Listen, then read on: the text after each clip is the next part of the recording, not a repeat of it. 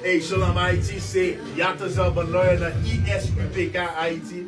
This is Police Officer 5000 Yataza Baloya in the ISUPK. Ça nous la pour nous, c'est que dans ISUPK, pas de différence entre Haïtiens avec Dominicains, entre Noirs avec Panyol. There is no difference between the Haitians and the Dominicans and Black and Hispanics in the ISUPK. We are one family. Nous c'est une famille. Pour qui ça? Parce que nous connaissons l'histoire, nous connaissons vraie histoire, nous comme Juifs, comme peuple Israël. We know our true history as the Jews, the chosen people of God, the true Israelites of the Bible. Nosotros somos la Escuela Israelita de Conocimiento Práctico Universal. Right. Y no hay ninguna diferencia entre los haitianos y los dominicanos. No hay ninguna diferencia entre los negros y los latinos. Nosotros somos una familia, una raza. Y nosotros conocemos nuestra verdadera historia.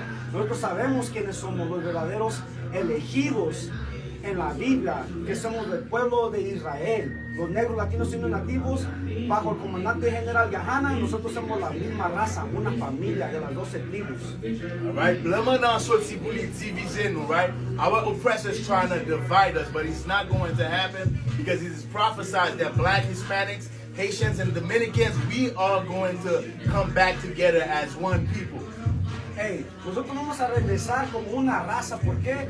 Porque la casa de Jacobo, que es Israel, nosotros somos una familia. Y como dice Zephaniah 2:1, debemos de regresar como una raza. Y nos debemos de unir porque somos esa gente que son despreciadas. Right, Blamanan said, Jabli, our oppressor is the devil. El gringo es el diablo. ISUPK, shalom.